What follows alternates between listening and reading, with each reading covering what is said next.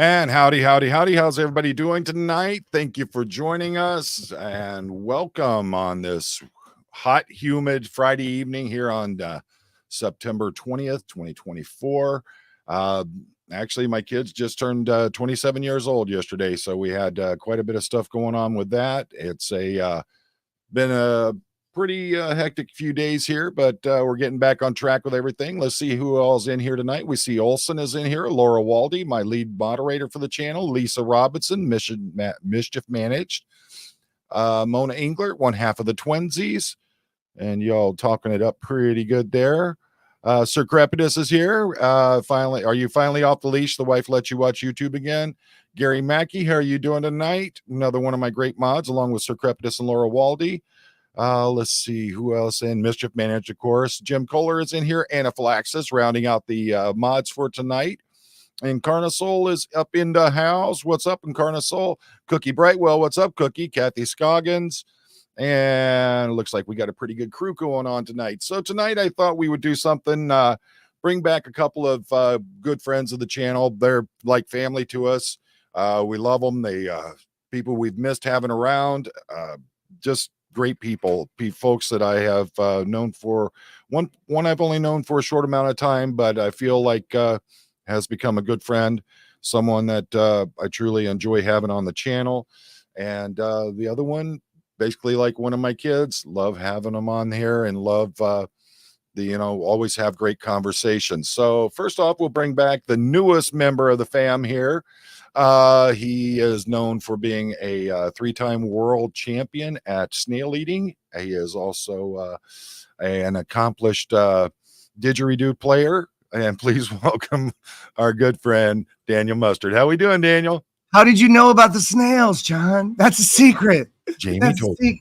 Oh no, you know I can work the truth out of the Mustard brothers. Did he write a KR on me? How are we doing tonight, brother? How you doing, John? Good night. Good evening. It's Friday. Let's have a party. Whoop, whoop. Yes, sir. I've got my my favorite gummies waiting for me, so I don't want to take too far into this. So, and next one hasn't been on for a while, but has been someone that has, I have a special place in my heart for her. Me too. Absolutely. Been a good friend, someone that, been keeping tabs on, went through a lot of BS, a lot of it, I can tell you from personal experience and personal knowledge. Some of the things that were being said just were not true, but she kept her head together. She moved on, got herself to a good place, and now she's back with us. So please welcome the lovely and always adorable Vanessa LaRose. How we doing, darling? Yeah. Hi, guys. Happy Friday. Yes, Hi, Vanessa. Hi. Hey, I know so many names I recognized in the chat. It's really nice group you got going. We've we got a good core group.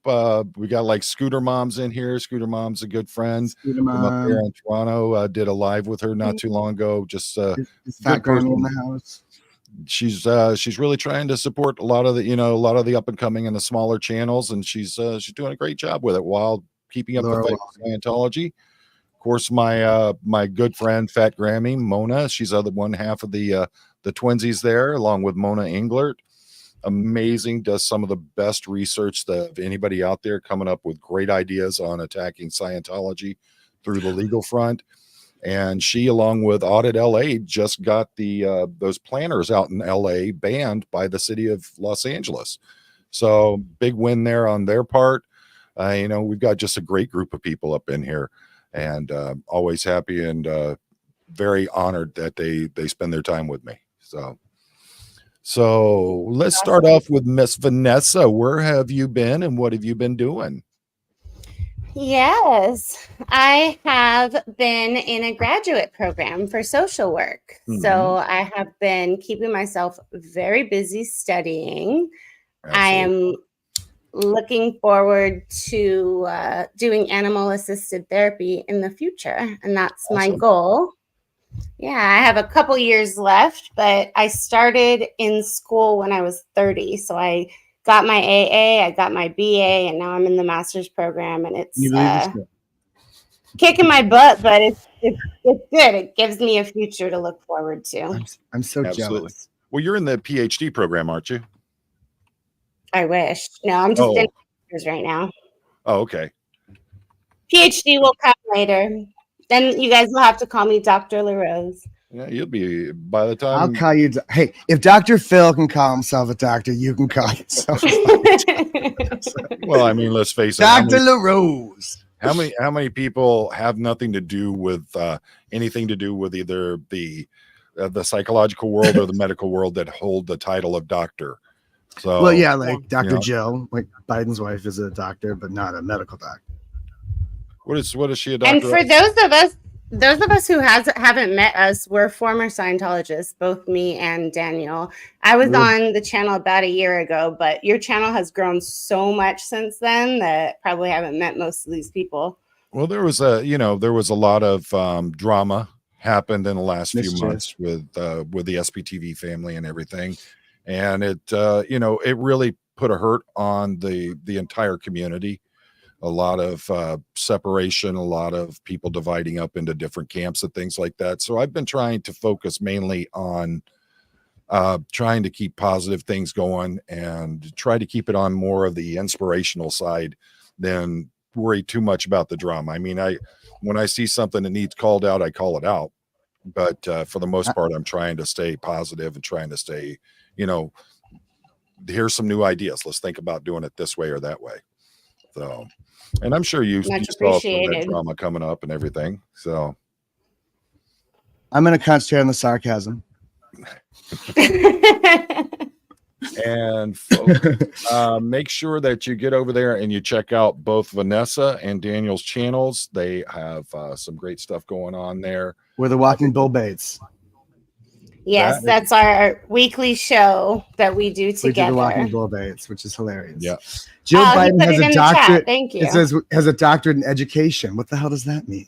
She's a teacher. She teaches at a community college. I know, but what is a doctor in education? How is she a doctor of education? That just seems very vague to me. That's all. Well, I don't understand how it works. That means she had to do a research paper or a dissertation on education to get. Yeah, that. you have to. I mean, they all break down into like the sciences and the different, main topics that you're in, and you can get to a certain point after you get your master's that you can work towards a PhD in that particular field that you're looking at. So I know that's what I mean. Like every time I think of that as being more specific, like what you're saying. A doctorate in education seems very vague, but what do I know? Me too, Gary Shields. I don't have any college. I don't know. I don't know how. What do I know? I was born in a cult. Okay, I thought of something today, Vanessa. I thought of something I wanted to share with you. Just a bit of lingo that I'd forgotten about that I haven't heard anybody mention so far. Do you remember disaffected? Do you know what it means to be disaffected? Yeah. I'm Do you notice though? It's out of use because everybody gets declared now. When you leave the church now, you're deemed an enemy and declared. So there's no just leaving, and that's what they used to call it, John, disaffected. Wow. And I think there's something very telling in that because it implies that LRH knew very well that when you were not disaffected, you were actually affected. You were effect of the machine. And he didn't like that. You're supposed to be cause. But it's very interesting to me that he used the word disaffected. Yeah. There's a differentiation of people who are just disaffected and who they're just going to leave alone. They're not suppressive. They're just disaffected. So we can throw away ex-Scientologists. And that's the word. It's disaffected. That's the word we need to use. That's what we are. If we want to call this ex-Scientology community one, that's what it is. We're the community of the disaffected. I know. I think I'm so clever. It got to the point where there were people that were, they were unhappy with hearing second and third gen and things like that. So you're either a never in or a former in. That's the way I look at it. So, I mean, there are some folks. Former in, right. That's interesting because that's like taking from the never in nomenclature and bringing it back around. Yeah, people like Karen Delacarriere and Janice Gillum Grady, I call them OGs because they are OGs. And they're serious or were, whatever. Yeah, that's it's just and everybody makes sure you're coming through a prostate Alex. Alex with the affection in disaffection. There we go. He does. He puts the affection in Oh, that's good. disaffection. Disaffection. Hi, Witness. She's awesome too. We got so Yeah, many cool people in Witness. here tonight. Witness is a total champ. Anaphylaxis, Sir Crepidus. Oh yeah, we got I've seen a lot of familiar names. I think your audience just is that's who watches us. There's a lot of crossover. Right? Well, then they got good taste. So look at that. We're a super team. There you go. So how things been going with the channels with you guys teaming up and everything? You've been getting good responses on that? Yeah, I just got able to have memberships, so I'm going to set that up tomorrow. So that's cool. Daniel, moving on up to the east side. Yeah, I'm like 22 hours away. Yeah, so everybody make sure that you're getting over there and giving Daniel some love, so he can. He's 22 hours away from being able to go monetize. It's funny because the music is they're very short clips, so those don't work.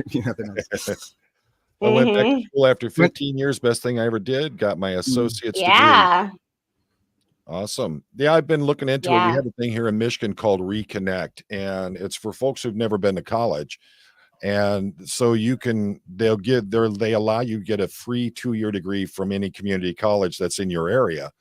And so I've been seriously thinking about that as going back, get my associate's degree. I'm thinking maybe aircraft mechanics, something like that. But cool.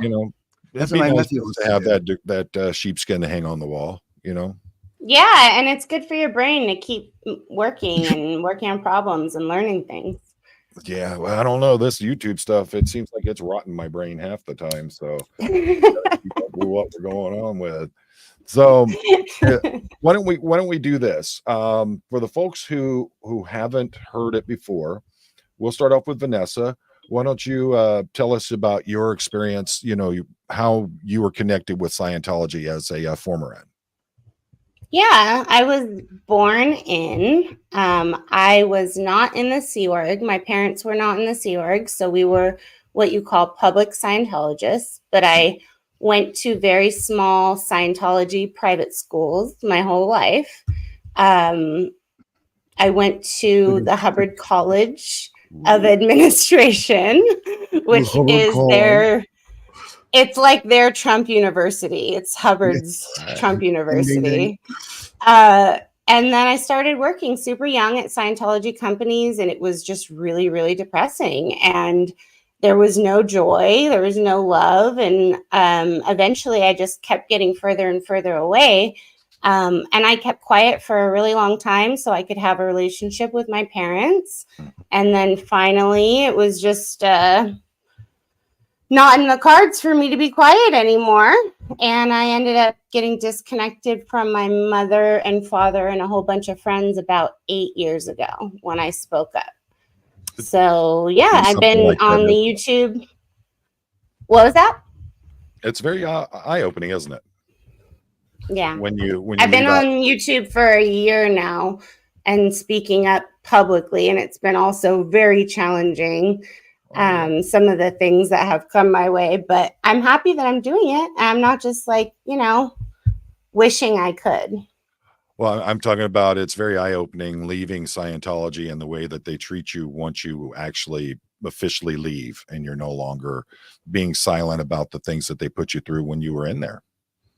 Yeah. Yeah. You learn. I mean, I'm sure you guys heard the horror stories about people who had left and the declared and all that. But to actually experience it, I'm sure it was quite a shocking experience for you. Yeah, and also just a really big head trip knowing that everything that I thought I knew wasn't real and wasn't true. It really took me quite a bit of sorting through what do I believe and what's L. Ron Hubbard's beliefs, because it was just pounded into my brain. So going through my associate's degree in psychology was so helpful because it just allowed me to go through everything with a magnifying glass and figure out, what's real and what's not. Is it real or hallucination? So Daniel, you want to give them give them your history with Scientology? It was definitely a hallucination. I was born in the bowels of hell. I was born in the Borg, as my brother Jamie likes to say, and in the Sea Org. My parents were both devout, crazy people.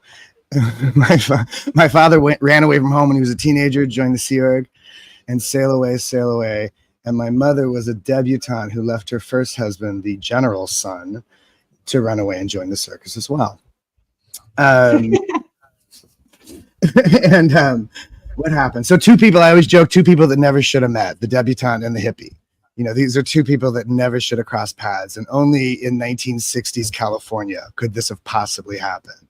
Because that was the life. It's attract, you know? Well, not even opposites, just people from such different worlds, you know, right. Such different worlds. And especially back then, these sort of social lines, that's part of what the 60s was about, was breaking down those social borders, right. Those social boundaries. And there was a lot of debutantes dipping their toes in the pool of hippiedom back then.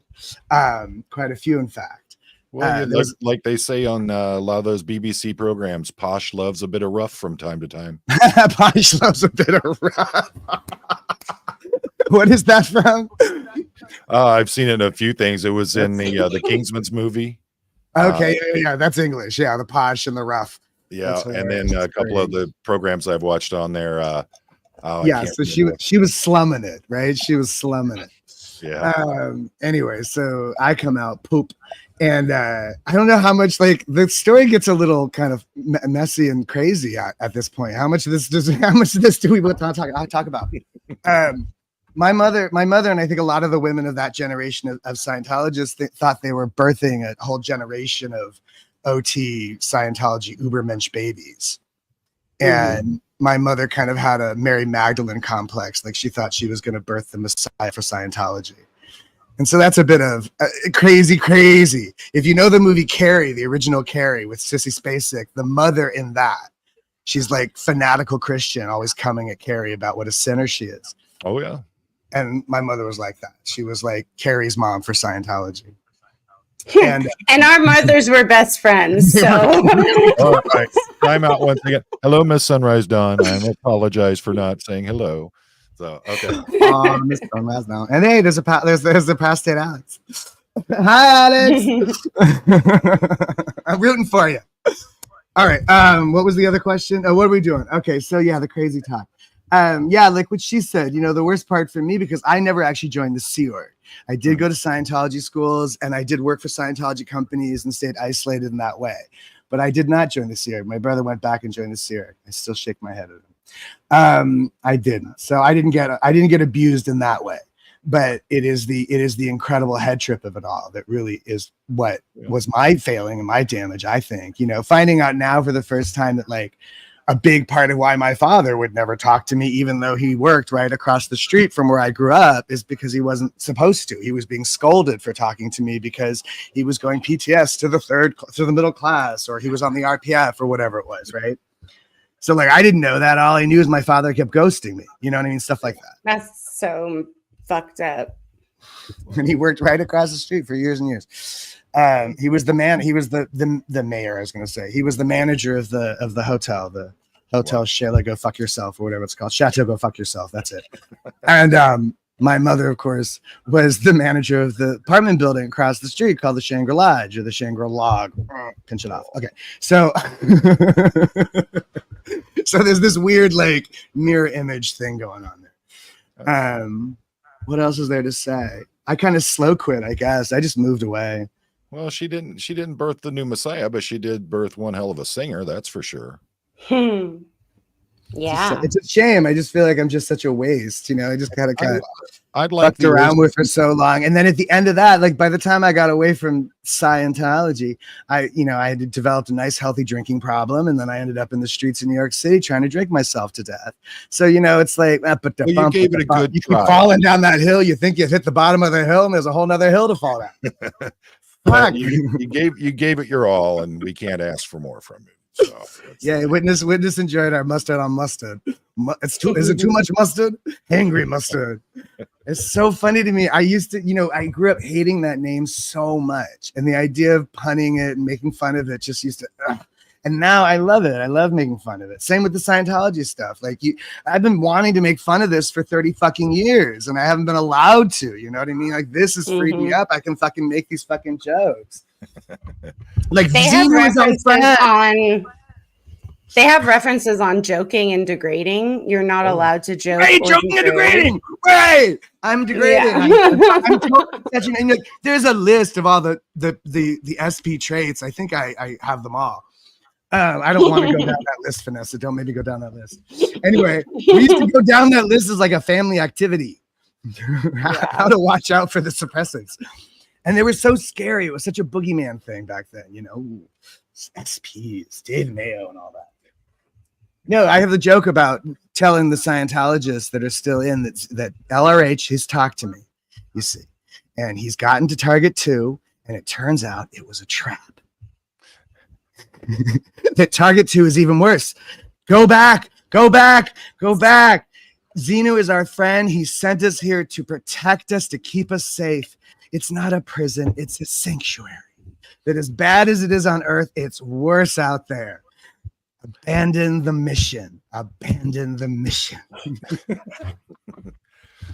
And repeat Scientologists are always trying to leave this planet. They're always trying to leave this planet. That's their goal. It's a prison planet. That's to get high enough to leave the prison planet, which is really a poor way to teach children how to look at the world.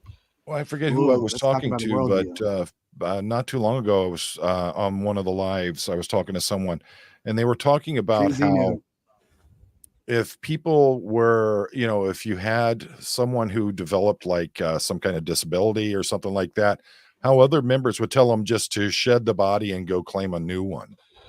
I mean, that's what my father did. When my father got sick, he didn't get treatment. He didn't seek treatment. He was, I don't know if he was told this, but his intention was, and this was his nobility to him. He thought he was being a hero to not burden the church with the financial burden of chemotherapy. Wow. So instead, he just laid down and died for them. And no question, you know, it wasn't even like they had to tell him. He was so programmed. He just, oh yeah, it's time to die now. Oh, well, see you in 18 years. Bye. And it was that cold, to be honest. Yeah, they believe that they can just like drop the body at will. Oh yeah, and just grab a new one and then be right back. Took him a year and 10 days. Yeah, which honestly is why I think so many kids that we grew up with did the unaliving. There's a lot of they really believe that they could just pick up a new body and have different circumstances, which is crazy. It's a real shame. I mean, when you start talking about doing the you know, the father Ben and the sister Wednesday nights, you know, when we start talking about, you know, with Farrell Cheryl growing up with a father who was very hardcore, and you know, even in his last days, he kept thinking, if I could just get my ethics straight, I'll be back on track. I'll be good to go. This is just a momentary lapse. And to me, that's just it's so sad. I mean, if he'd actually just went and got actual treatment, maybe he could have extended it a few more years. He could have been a little bit healthier in his last days, a little bit happier. But you know, I mean, think about how that affects these incidents that are in court cases right now. You know, there's legal battles over. Yeah, like that. There's whatever doctor, what's his face. You know, like that's the mentality. Yeah. Is it, you know. That's not a good thing. It's not healthy. It's not helping nobody. You know, and yeah, I know, like with go ahead. Case. What's that? Whitney court case. Yeah, there he instructed her to drop her body, and her mom is suing the church. Have at it. I believe that's you know, the proper way to go. You know, they do something wrong, call them out on it, make them you know, unfortunately with an organization like Scientology, the only way you really hurt them is hurt them financially. And that's the sad point about it. Let's see here. Comment: with all you've been through, you and Daniel are such compassionate people. It's amazing to see your journey and how beautiful you are. Thank you, Indigo Twin. But you know what? Daniel got that beard going. So, you know. Yeah, he does. He got that thing and beard. So he's it makes me very cuddly. Or seemingly. You know, we need to get him one of those straw hats with a big feather that comes out of it. I'd wear it. I love hats. I got lots of hats. It's just most of them it's too warm for most of my hats right now. But yeah. You'll see other hats in the wintertime. I have always had hats. Oh. I'm still mad at Tony Sutcliffe for stealing my hat. What's that? I have a question for Poe. How come you still like care so much about this? Because for us, it's amazing to see. Yeah, let's talk about somebody who's compassionate, who's never been in, who really cares about it. Like, what is it that keeps you going? It's the years, my entire life, and Jamie pretty much diagnosed this 15 minutes into a conversation with me. I've spent the majority of my life being that person who stands up for those who can't, being that person who is strong for those who are weak. It's a hero for the children, for the elderly, and it just carries on in my regular life. And I'm also one of those that I don't just, if it's not going my way or I'm not getting the views I want or the clicks and all that, I don't just turn around and walk. I keep plugging away. And that's how I am. And every time that I see someone who's in a situation, I think about, what if that was one of my children? What if that was one of my family members, one of my dear friends?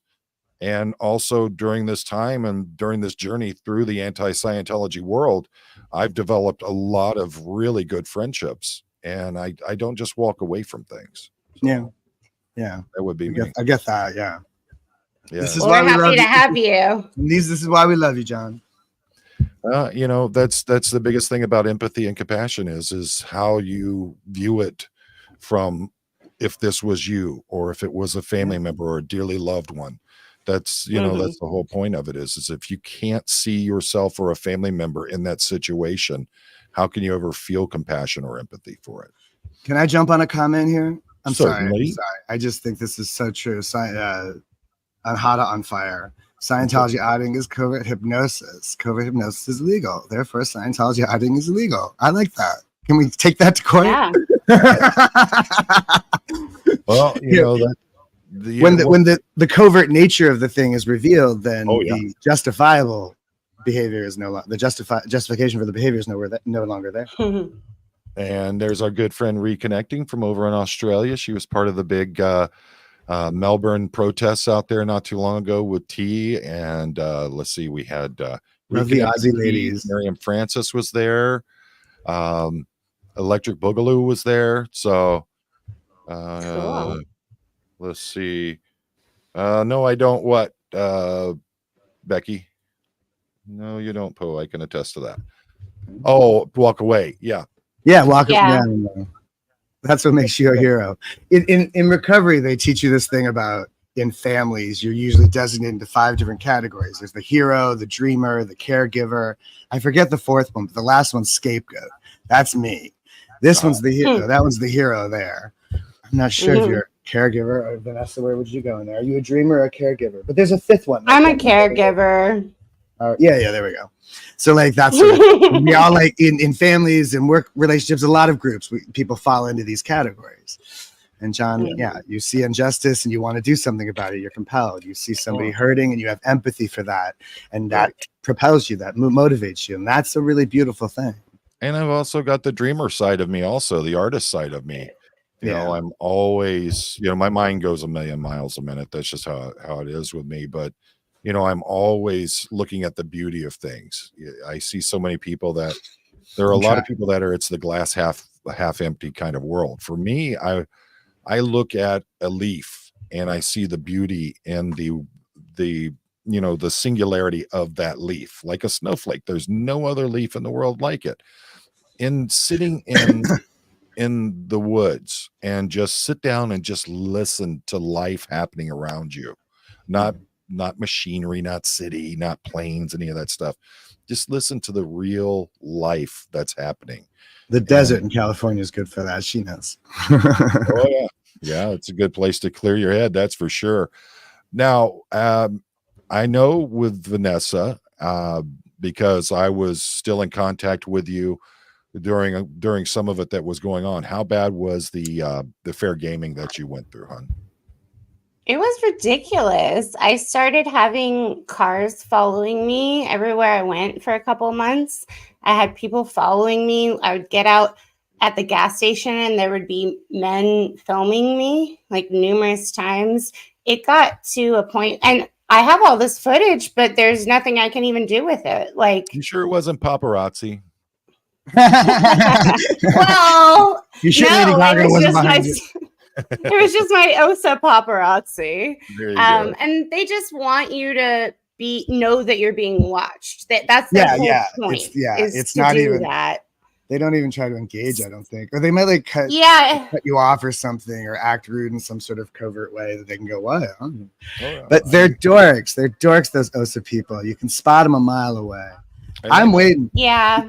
My therapist is so concerned that I might be in danger. And I'm like, I'm not afraid of these people. They're such dorks. And on this block, they ain't going to get through the crowd of the front door. Never mind. Please, are you kidding me? Yeah. There's a bunch of dudes hang out here. They'd be afraid to get anywhere near. That's the nice thing about that.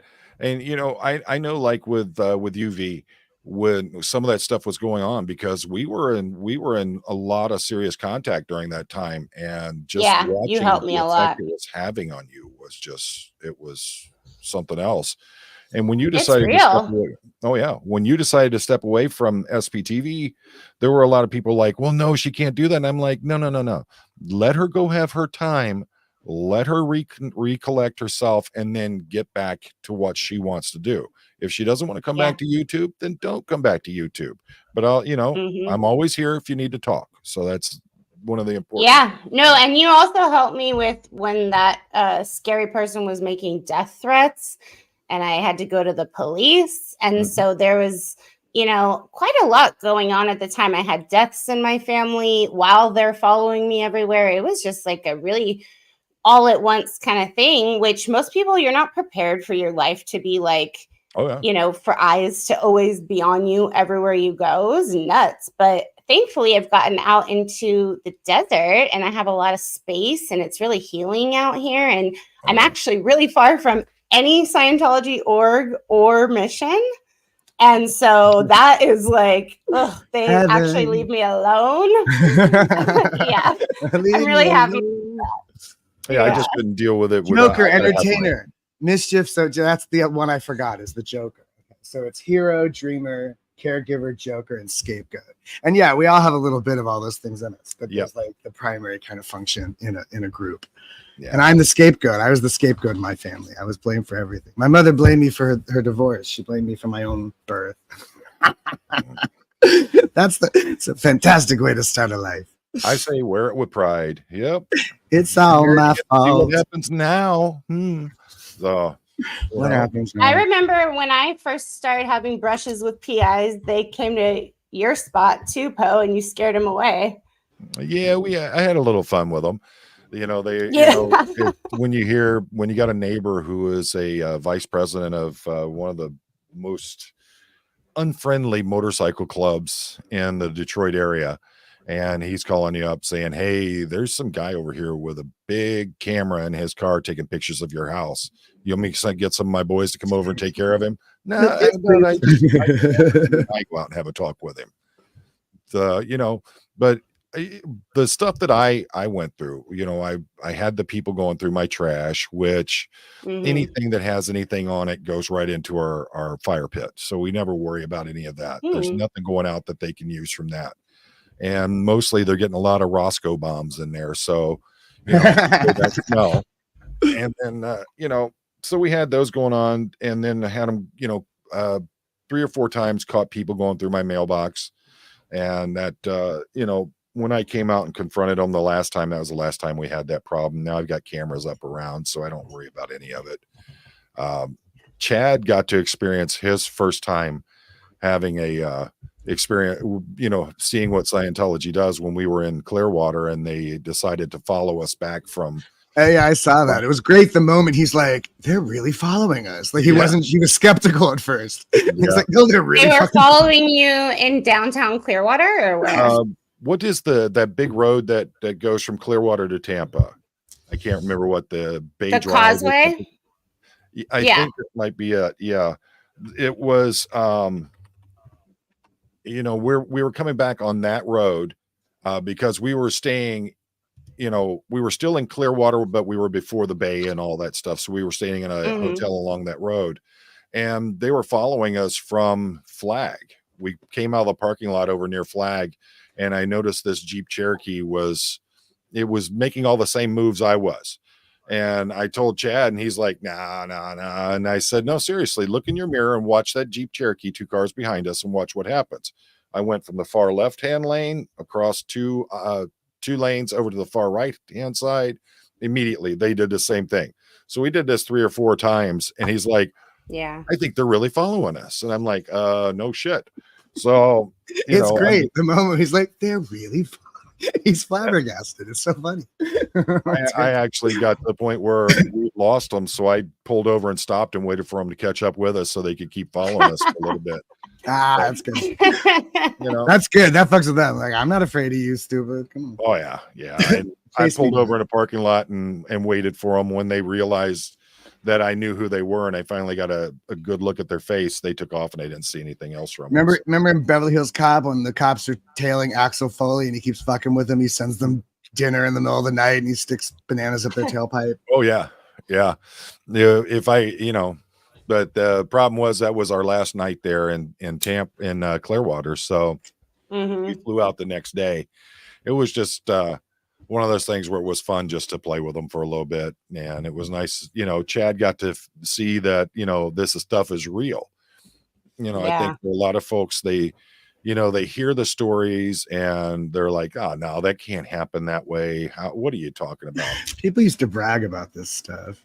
Yeah. When you look out and you see someone literally taking trash bags out of your trash can, throwing them in the back of a car and taking off, it's like, yeah, it's kind of real, and people are like, wow, I just can't believe that's actually happening. But that's the reality of this world. Scientology hires people and spends a lot of money to try to make your life miserable. So it's all very like paranoid and not, this sort of like the way they blow up this idea of enemy, the idea that anybody who doesn't love them is somehow some evil creature that needs to be stopped and destroyed. And that's what they think. They think that we have evil purposes and stuff like that. And we're trying to hurt the only thing that's going to save the world. Like it's so sick. That's what's the thinking of. According to their rules and regulations, we are evil. Right. That's what I'm saying. Like to them, they're saving the universe, and we're just trying to get in their way. Yeah. and we even worse, because presumably we should know better. We're supposed to believe that they're saving the universe, Absolutely. But we don't. It's anymore. Stuff. But you guys grew up in it. You know what the indoctrination's like. You know how it is to believe something that, for most people, they look at it and they're just like, that's a bunch of hooey. But when you're raised in it, it's a different thing, because you're from day one. No. What bothers me is when people just dismiss it as, oh, well, everybody's got their thing. Like Gene Simmons of Kiss was asked about the Linkin Park, whatever thing with that girl. And he was like, whatever, everybody's got their religion, everybody's got their thing. And it's like, but it's not a religion. It's not just religions are weird. That's the point. That's the misnomer. It's not a religion. It really isn't. It's a business at best. It's a cult at worst. It's not a religion. It never was. And that's the problem. We don't have like a legal ruling on that. Right now, the IRS gets to make these calls, and that's insane. We need a Supreme Court ruling to decide the difference between religion and cult, so that Scientology can no longer feloniously claim itself to be a religion. It is not. It is not. Of all people who should know better, considering what Kiss went through back in the late 70s, early 80s with the whole Kiss Army thing, mothers showing up at their concerts, picketing outside of Kiss concerts, things like that, he should know. There's a big difference between a religion, a cult, and a belief. And he doesn't seem to. He seems to be thinking it's just an alternative religion, leave people alone. But it's not that simple. FOMO, yes, you must.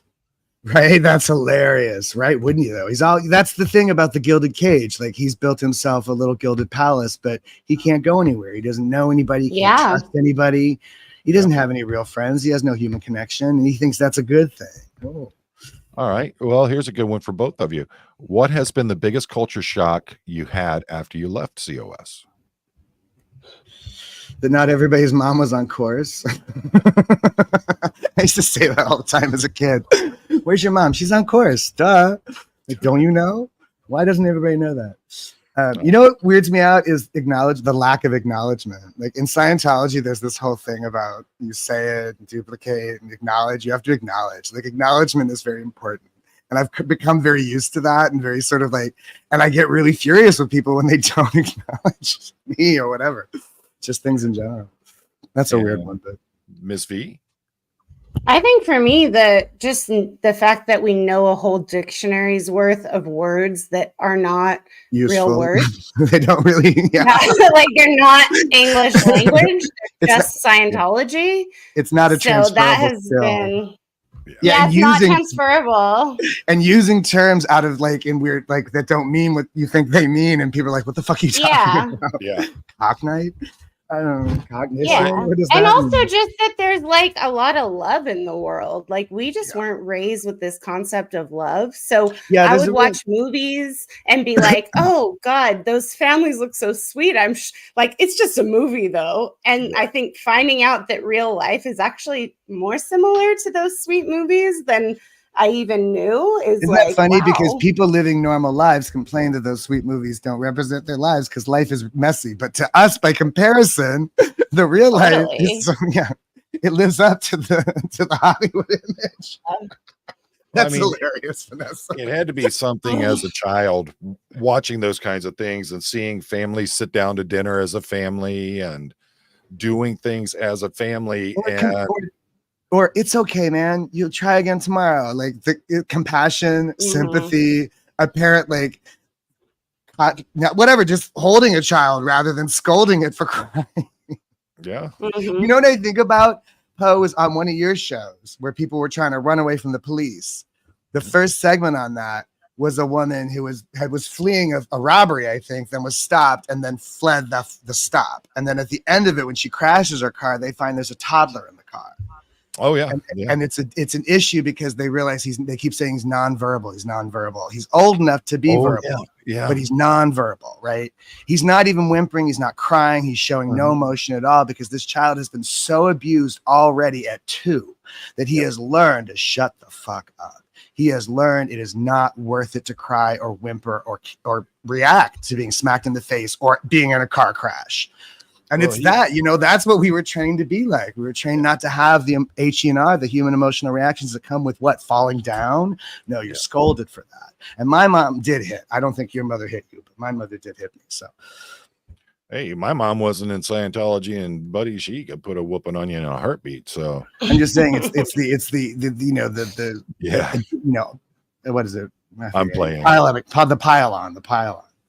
On top of the head case is also the heavy-handed. Yes, I have 3 dogs, and that's why I was so concerned last year and like would have to walk around the yard and make sure there was no poisonous treats thrown over the gate or anything like that because they are known for killing people's dogs. Oh my God, don't tell me that. Oh my God, that freaks me out. Yeah, oh my God, I love my dog. I love my dog so much. Raven, come here. Come here. Yeah, my dogs are my life. Awesome. A friend of mine wants to get a sloth. Oh, those are dangerous. Well, apparently there's some loophole because it's not really on the list of banned animals that you can have as a pet. So people do actually sometimes manage to get themselves a sloth. I don't know. Well, it's like a friend of mine had a ring-tailed lemur, like King Julius from the Madagascar movies. Yeah, those are cool. And he had it for about 2 months and he got rid of it. He goes, I don't care what anybody says. Those are not good pets. They are. Yeah, that's just it. Wild animals really aren't. That's why we spent generations domesticating dogs and cats, or centuries really. But wild animals don't make good pets. I don't know what people are thinking. Well, I can't believe the responses I've been getting from folks. The other day, the wife and I were out in the yard and we were doing some landscaping, things like that. She came over. She goes, I got something for you. I put my hand out and I've got my gloves on and she drops a snake in my hand. And I look at it and I'm like, oh, and then I realize that looks an awful lot like the Michigan rattlesnake. And I go, whoa, what are you doing? And she goes, it's not bad. It bit me right here. And you see, and I'm like, what are you doing, woman? What are you doing? And it turned out that it was a non-venomous species that mimics the coloration of a right, like the coral. There's a couple of snakes like that. You got to breed. Oh my God! We have at least one pair of breeding rattlesnakes that are on our property out back, and this is about the time when the hatchlings would be out going on their way. And I'm just like, you don't just pick a snake up. What is going on there? You know? Yeah, that's terrifying. Let's see. Yeah, and also some Pinche makes a point about the neighborhoods that me and Jamie grew up in, where you also learn not to react to things for other reasons. Oh yeah, let's see here. That's what growing up in gang-infested neighborhoods sounds like. Don't show a reaction when someone pulls up on you. If you show fear, they will act like sharks to blood.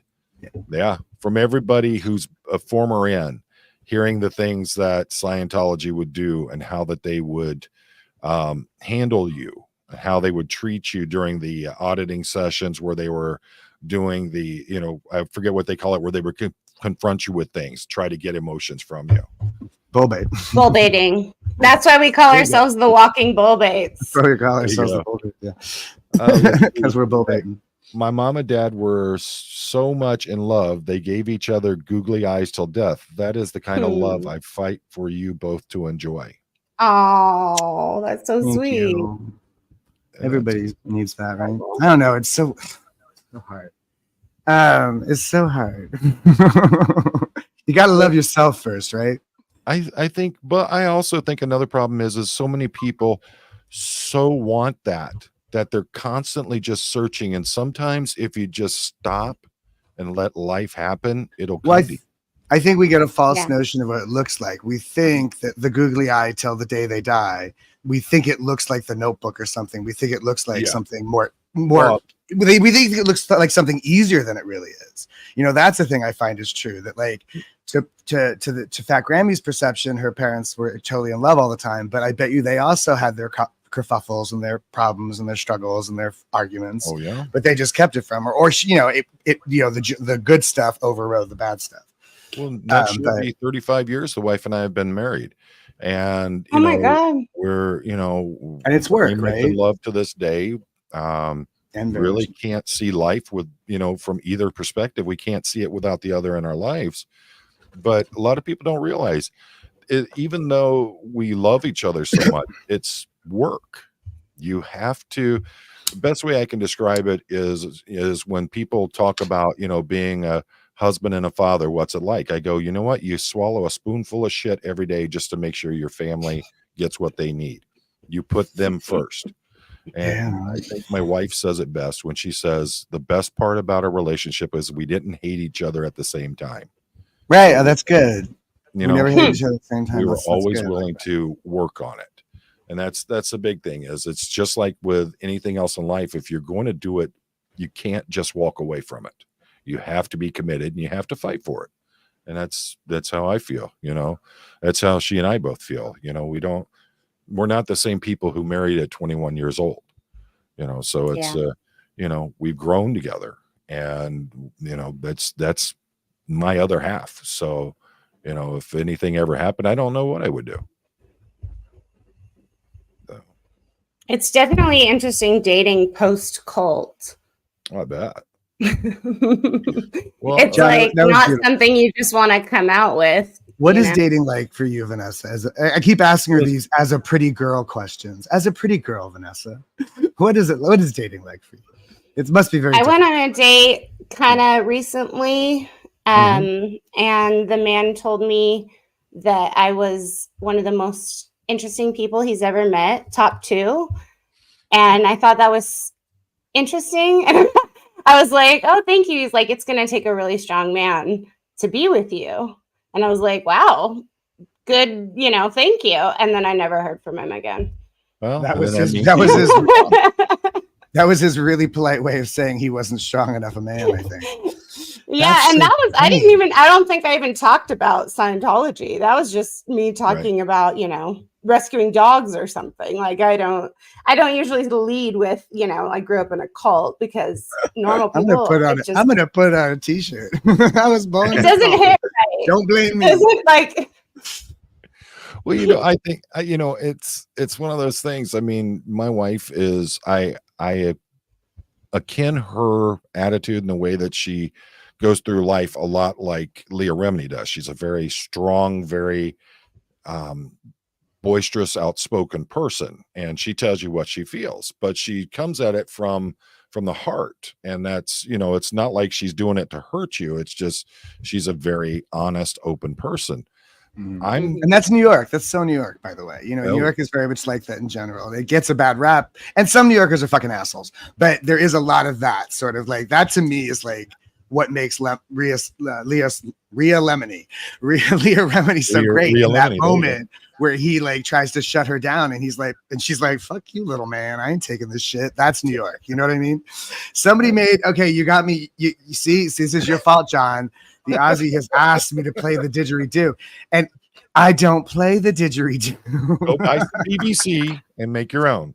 So, Daniel must blue man. And now I have to learn it. Now I have to learn the didgeridoo just to make that all comes back. Well, just wait. I'm getting ready to announce your champion hurdy-gurdy player too. So, and Witness says, "Yes, you're intense," Vanessa. But yes, I'm intense. Born in a cult, but not yesterday. That's really good. I'm totally stealing that. There you go. But with me, I'm more of a quiet, reserved person, and I think we complement each other. But I'm also the kind that I'm willing to call BS when there's BS. So I don't, if the wife knows that if I'm like, "What are you doing?" she realizes maybe I stepped over the line just a little bit. So, and Ree says that she will help you, Daniel. Maybe you guys can do a live where she teaches you how to play the didgeridoo. All right, I'll learn how to play.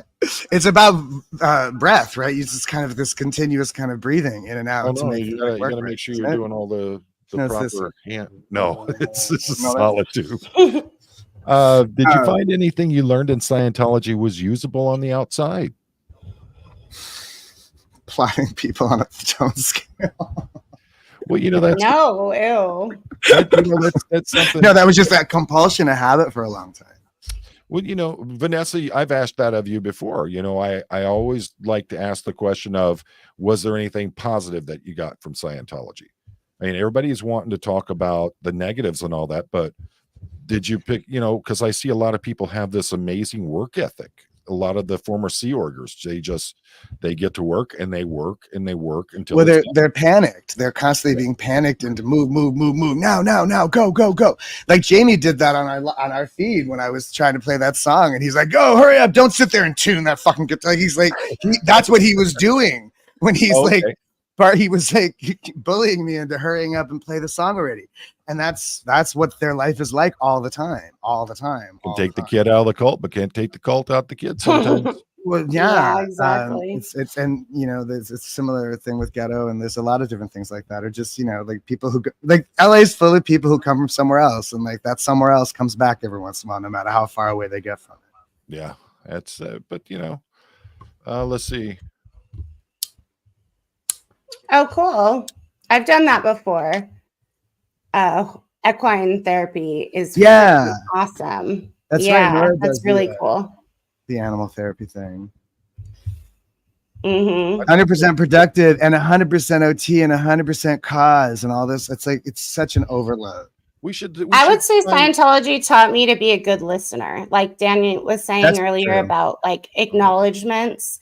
I've always gotten that compliment since I was a child. Like, something different about the way you talk to me or the way you listen. Like I actually pay attention to people, and people in the regular world do really appreciate an acknowledgement. They do. I got that. Thank you goes a long way in the WOG world. Yeah, just paying attention. Yeah. Jamie is older. There's an even older brother, and then the two of them have another half brother who's younger, who's not related to me. He's from their mother, and then I have three more half sisters that are older than almost everybody. On the other side, my mother's first. So it's a big Brady Bunch blended family, not family. Whatever that is. Jamie and I are trying. Now, besides Jamie, are you in touch with any of your other family? Not really. I was in touch with the older brother, Josh's wife, for a little while on Facebook. She was chatting with me, and then the half sisters are weird. Like the oldest is still a Scientologist. She's down in Clearwater somewhere, lost in the muck. I don't know. And the middle sister and the other two live in the Pacific Northwest. And the youngest is kind of a bitch. She's a bully, I think. She certainly bullies me. She's never had a pleasant word for me my entire life. She was, and the middle one just seems very sorry. She's always very apologetic, but she never really says about what. And so I don't know. I don't know how to talk to any of them. I try sometimes. Robin, last time I talked to Robin, she said, don't call me anymore. She doesn't want to hear it anymore. And how about you, Vanessa? And these aren't even. I have two half siblings. Their father fought for them to not be raised in Scientology. He brought my mom to court. So they're much older than me, and we don't really have a great relationship anymore. We did when I was younger, but it's pretty much just chosen family. I got Danny Mustard as my brother. Well, yeah. And the thing is, sometimes, it's those chosen family members are the best when in the long run. So in the LGBTQ alphabet world, in the queer world, there's a lot of that adopted family stuff because so often we're thrown out of our families. And I was going to say something about the younger two of my half sisters. They don't consider themselves to have been Scientologists, even though mom joined the Sea Org with them. All three of them were in the Cadet Org as children. And Kelly continued to be a Scientologist. The other two didn't. They left as soon as they left home. They left everything. They never came back to it. But I don't know, how much of that is still in them. Do they have any idea? How is that what I keep bumping into? I cannot talk to those women. I have tried so hard. Wow. And they don't want to know. They don't want to hear it. They don't care. They're just or whatever. I don't know. But Kelly obviously is very affected, but I wonder about the other two, if they know, how much auditing they had and what the being in the Cadet Org as children, how that affected them, Wow. That's the, I don't know. All right. And Indigo. Meandering. Now I sound like Donald Trump. Electric sharks. Sorry. What are your hobbies? We know Daniel enjoys his music. Oh yeah. I do that. I foster doggies. I love animals, so I spend my spare time either cooking or with dogs. Those are my hobbies. She's busy educating herself. Her hobby is getting degrees. Yeah, but I whipped out a corn and pepper chowder today as well because it's a little overcast. So that sounds very nice. Yeah. That sounds very yummy. Daniel, what do you do besides music?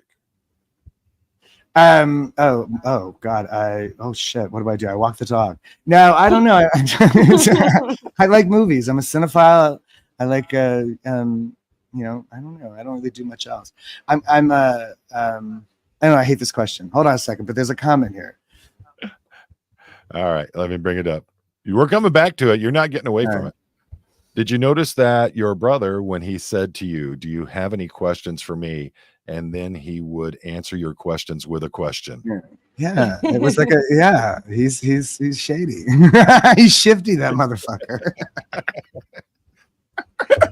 I'm going to get him. I don't know. I'm really enjoying these talks, and it's funny because he doesn't want to do them. So I kind of bully him into it, but I feel like as a little brother, I got the right to do that. Right. I don't know. Right. I don't really know. We didn't get to be brothers when we were little. So I get to be kind of juvenile at him, I guess. And he's such a grown up. He's such a, he's always been such the responsible one, but that's kind of been hoisted on him, I think. Well, here's a question, and I've talked about it before. It seems like a lot of former Scientologists are now living through their teenage young adult years, and they're going through that now because they never got to experience it when they were in Scientology. Did either or both of you go through that? Absolutely.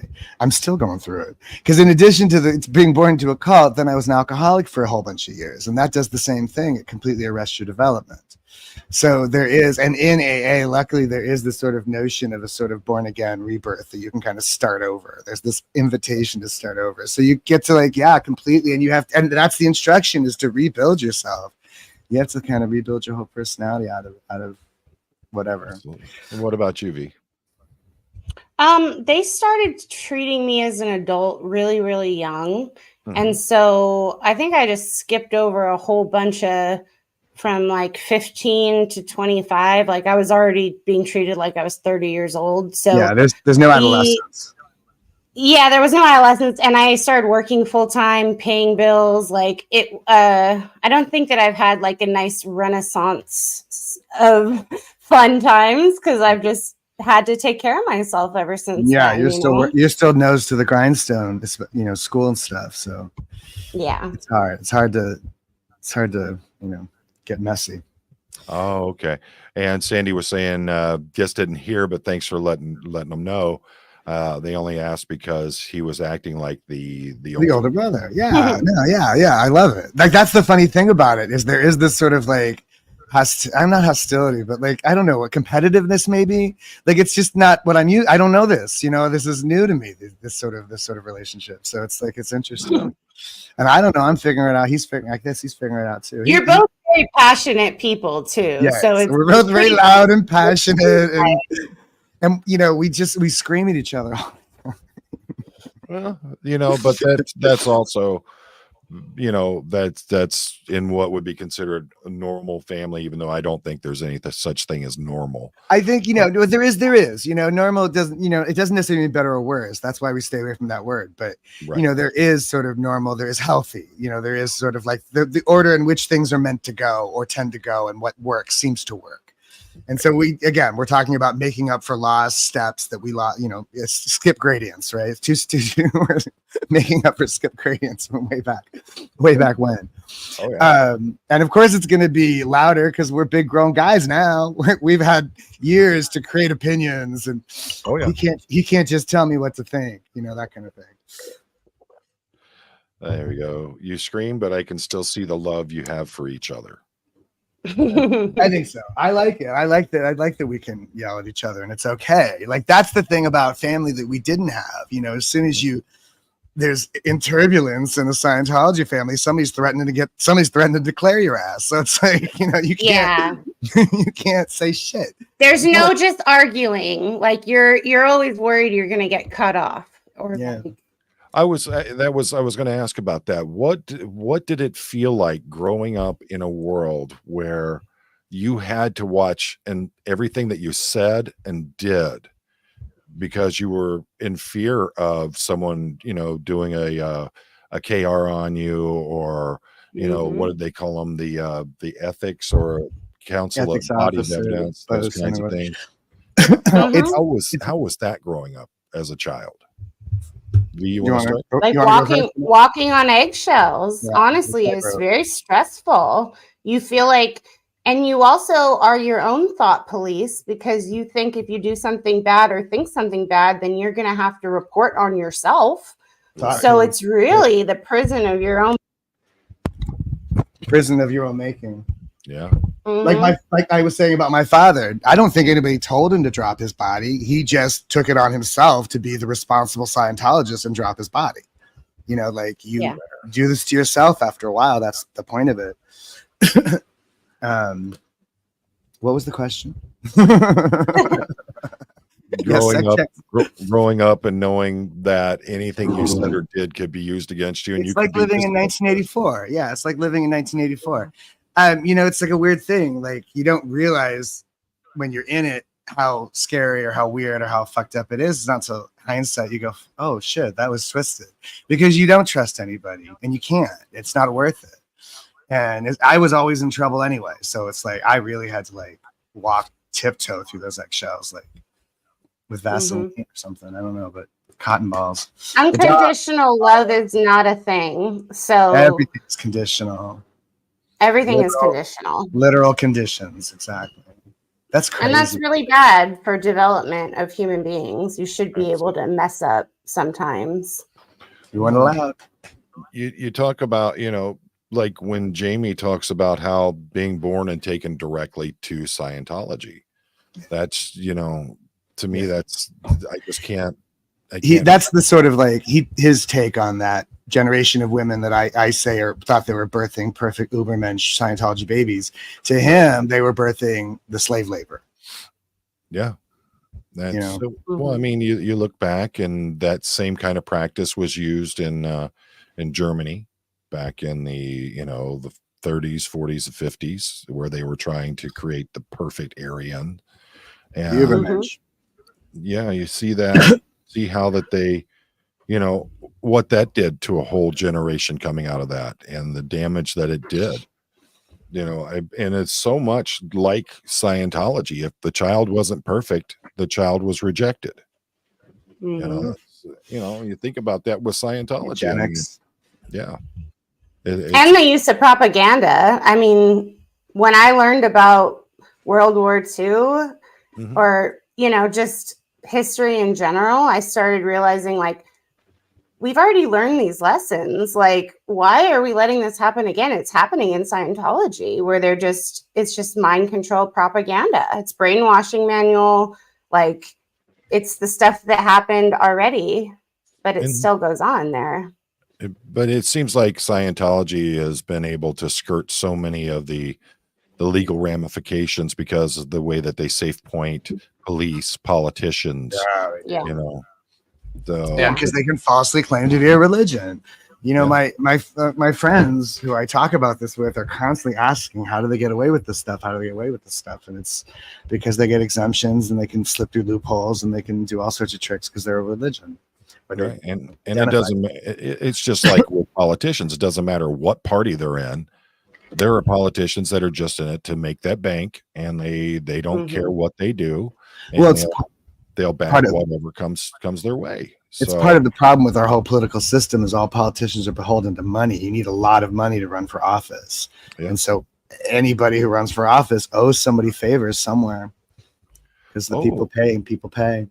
How about this? What about sweet sugar? When I was a little kid and I was in the Boys Club of America and the Salvation Army thing, the after school thing, and we'd have like movies or something, and everybody got a Jolly Rancher except me.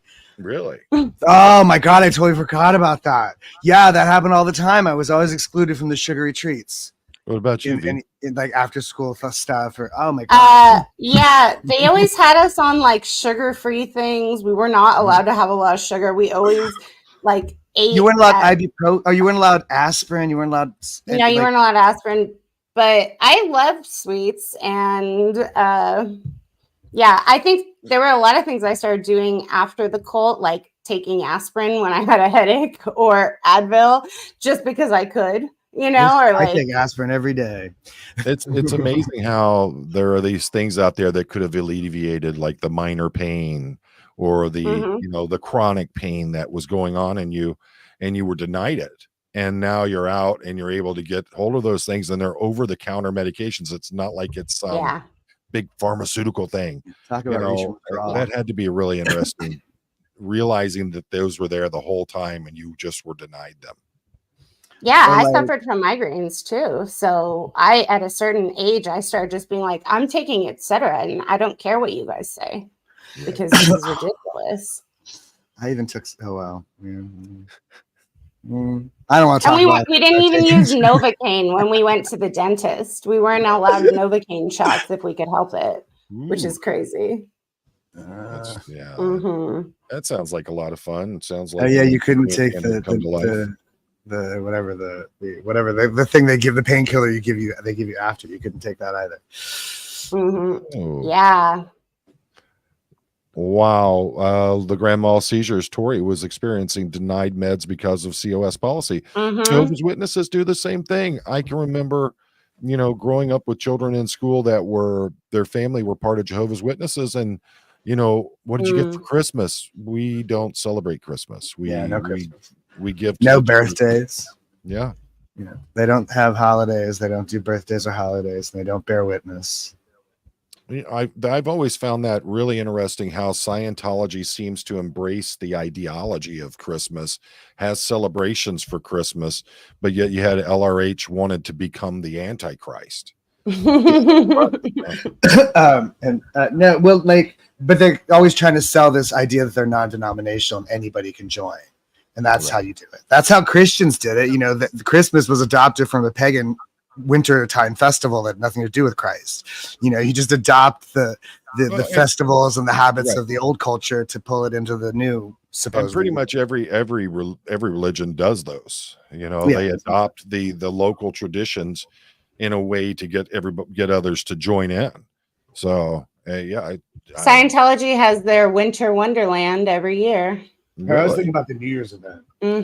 See, that's why for me, Halloween's my favorite holiday. I don't have to worry about it being, a reflection of something that was adopted or taken from some other beliefs. Halloween's just my thing.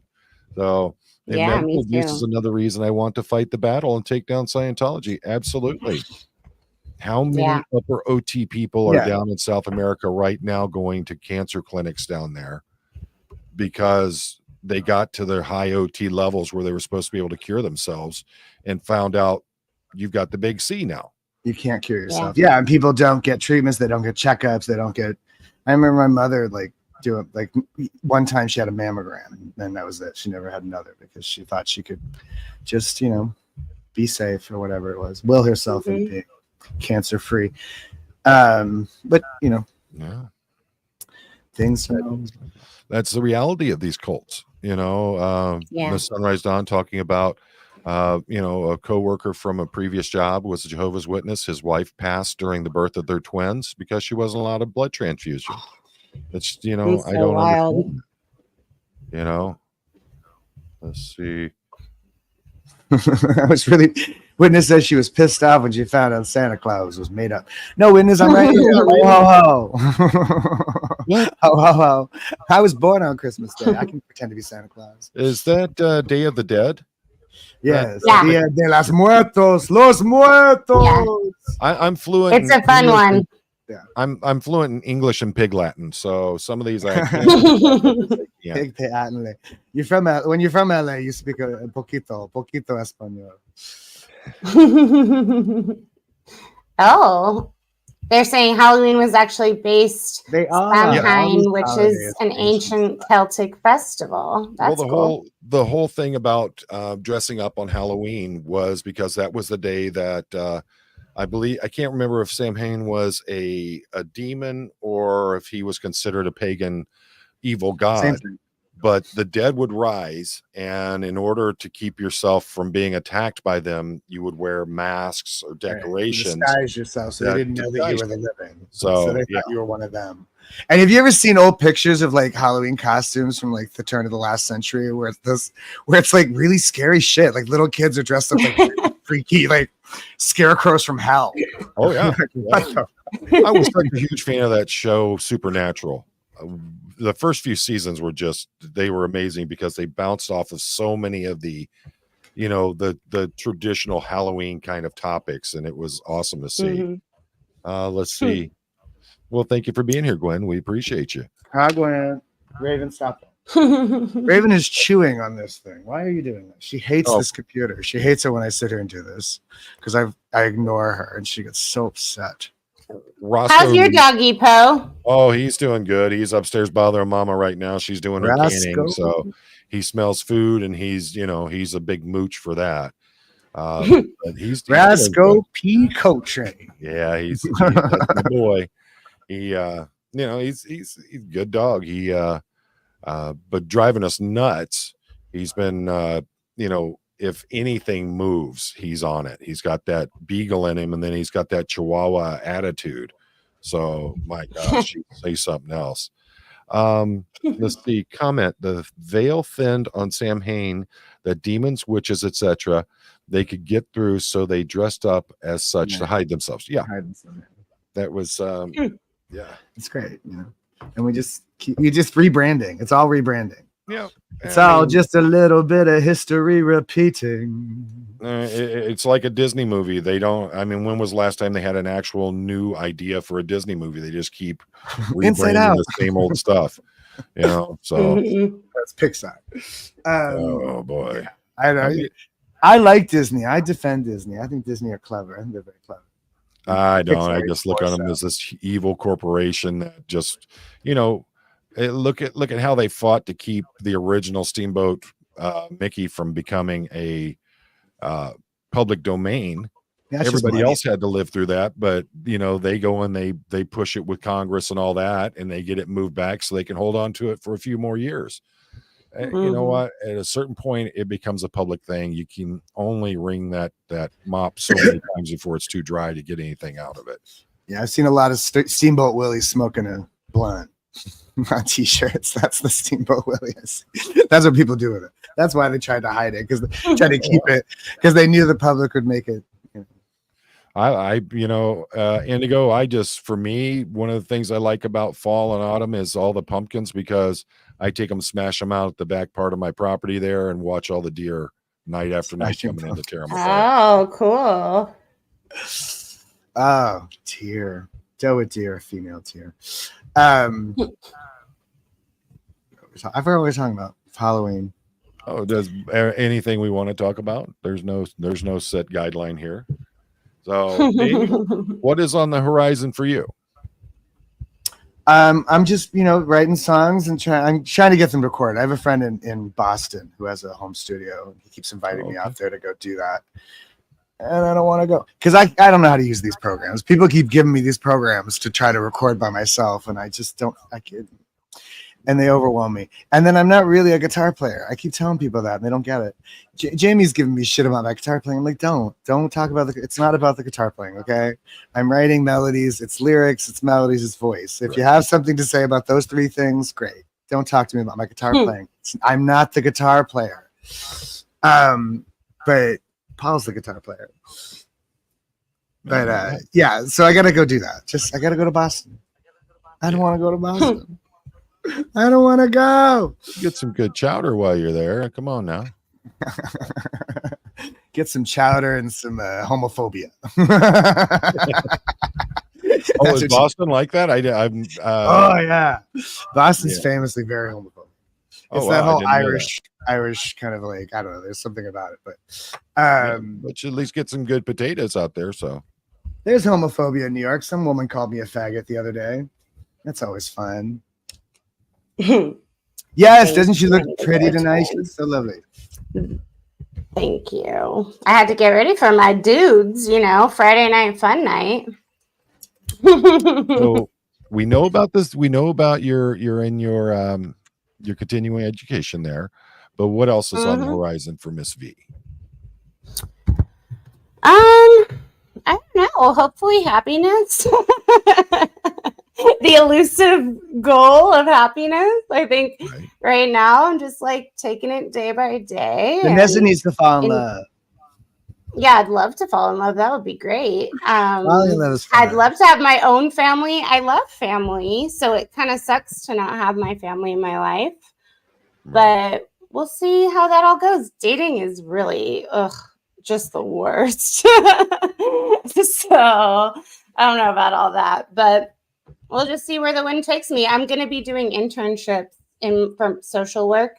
So that'll be fun, and I'll get into different experiences. Right now I work in crisis treatment.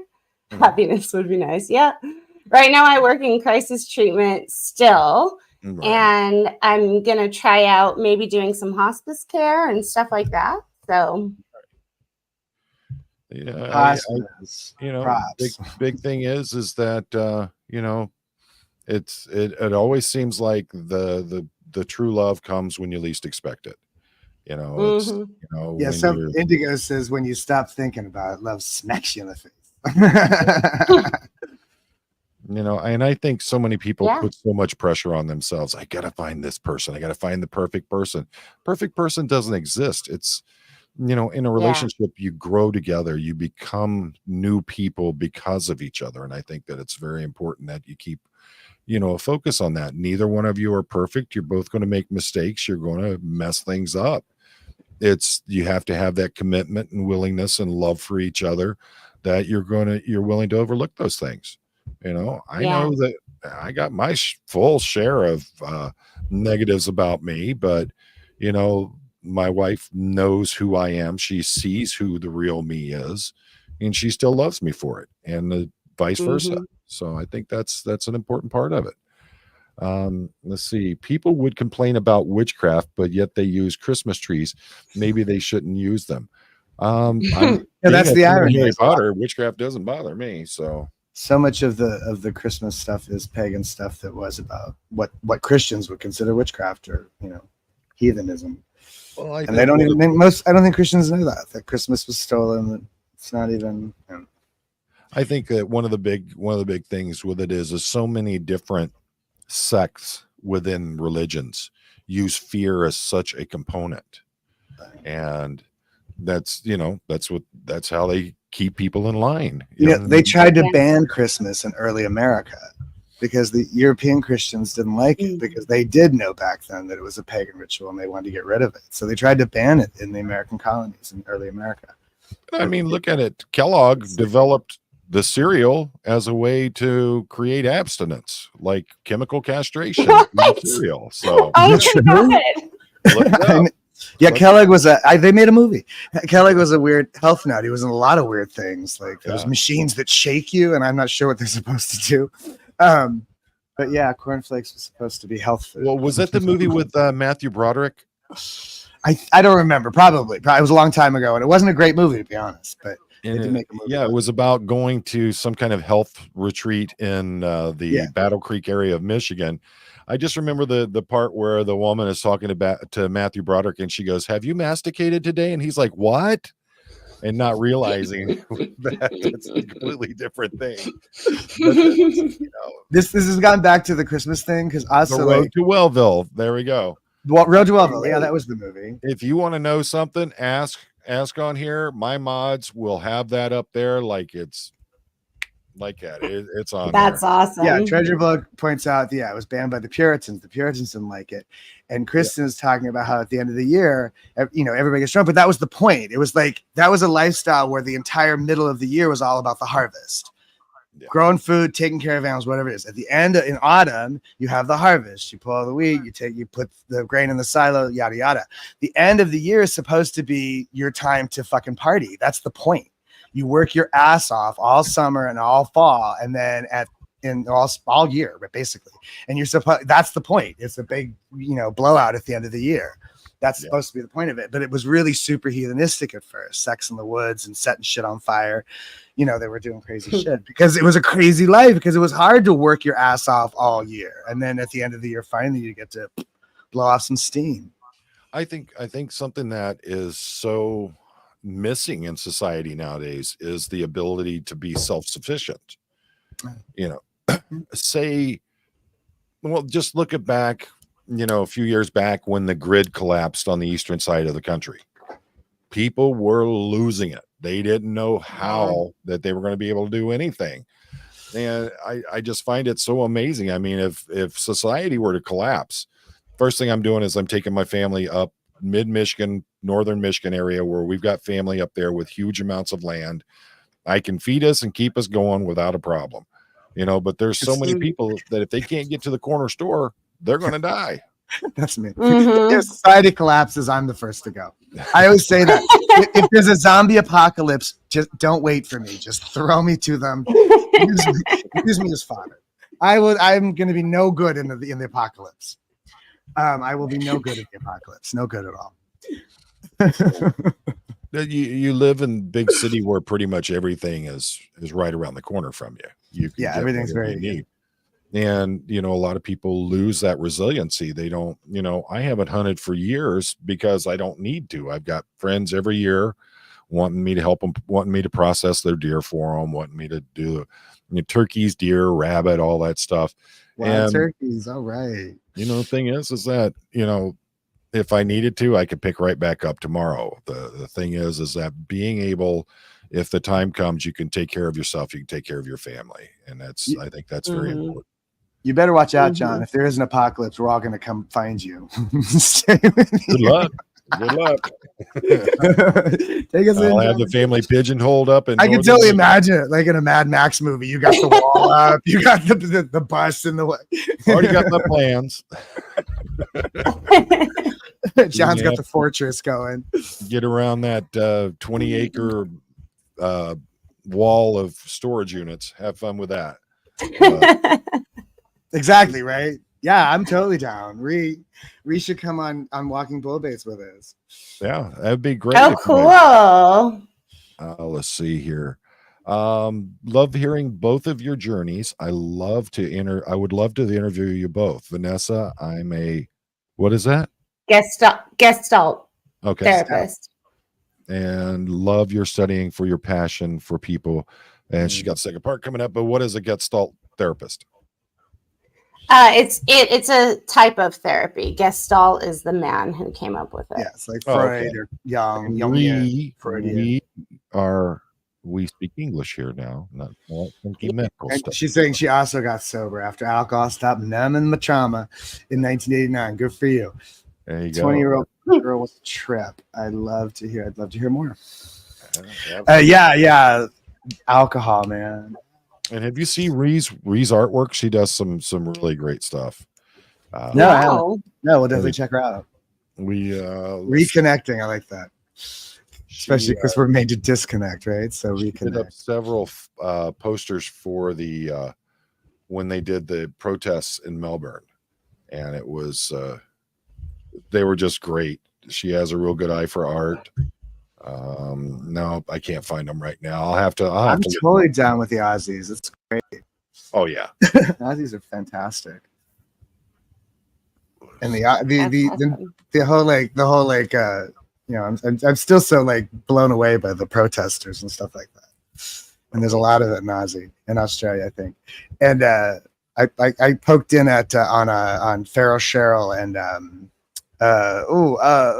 soda dispenser the other day, and they were so sweet. She says to me, we're doing this for you guys, you and Jamie. And I was like, just kind of blew me away. Yeah, it really does. Like you were saying, the way that people care of us. So like you didn't know, I didn't know people gave a shit like that. And that's whatever. It fucks me up. But thank you. Yeah. This is true. Rhea is literally a rainbow as a person, so bright and stunning. Hey, the rainbow is the theme, man. It's Rainbow Connection, Constellation Rainbow. It's really at the rainbow. There's 2 more rainbows. I didn't arrange for these rainbows keep breaking into song. Hey, but I got my song, so I'm happy. So the rainbow is the theme, absolutely. Yeah. And let's see. But though a vision, it is an illusion. Yeah, it's and that's the thing. I think that so many people they look for that illusion of what they think life is supposed to be instead of putting in the work and making life happen the way you want it. It's hard. You've got to put in the work. You've got to put in the dedication. It's just like love. You have to be dedicated to that relationship. And if you're not, it's not going to be strong. It's it's just that's the reality of life. And I think so many people see through social media, and there's so many people in. What I love is you have so many people who aren't in relationships, have never been in a long-term committed relationship, giving people advice on how to be in relationships. Like priests telling people how to be in a The universe truly brought me where I needed to be. Yeah. I mean, that's the cool. thing. And, and that's, I can definitely see the morph from when my wife and I first met to who I am today. There's been a transition, a morph, whatever you want to call it, but we both have changed over these decades we've been together. And it's, that's important. You can't lock yourself into, well, this is who I am, this is who I'm going to be. If you're not willing to change for the person you love, then what's the purpose of being with them? Mm-hmm.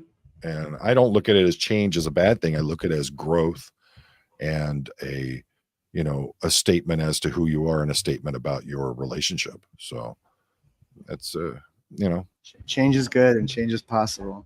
Can't always be about me.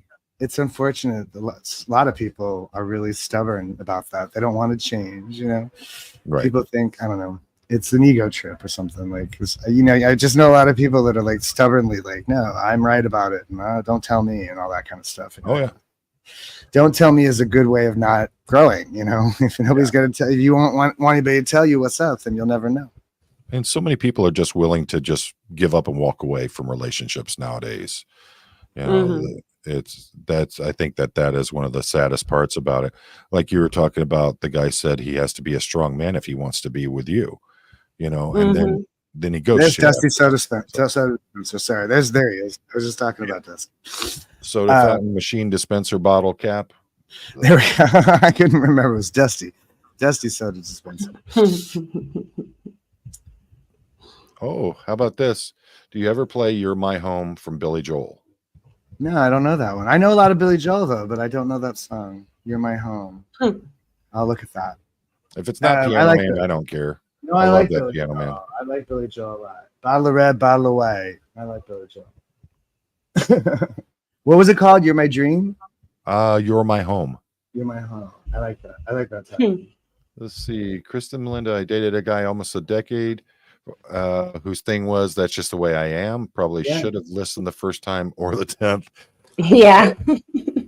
And sorry, Kristen, but that's, the truth of that's the reality of it is that you were working towards something and you were willing to be flexible. He wasn't. And his excuse was, "That's just who I am," instead of just telling the truth. I'm not willing to commit. It's a tough thing because like sometimes that people take the wrong lessons. Like some people who need confidence building, you tell them, be proud of who you are, be true to who you are, don't let anybody change you, stuff like that. But then somebody who's an asshole, he takes that lesson, right? And he's like, yeah, I'm not going to change. I'm going to be true to who I am. And it's not the same thing. It would be so boring if we never changed and never grew. And I mean, I think I'm always growing. I think that's the point. What you need, Vanessa, you need a hillbilly. Loving and learning. Send me the hillbillies. Banjo picking hillbilly. Crosstown trucker demonstrate his might. That's a Sheryl Crow lyric. A good old fashioned hillbilly. Maybe a nice Southern boy. Hillbillies are Southern. Southern boys. Yeah. Yeah. Somebody treat you nice. Somebody appreciate you. Just they don't even have to be, I think someone who realizes, accepts, and acknowledges who you are and is comfortable with that is the person that you need. They may not be into all the same stuff you are. My wife loves country music, born and raised in the Detroit area, but is a huge country music fan. Born and raised in Kentucky, raised in Southwestern Ohio. And I'm a death metal fan. And I'm more of a goth than I am anything else. But, if there's a good concert coming I want to go to, she's like, have fun. So,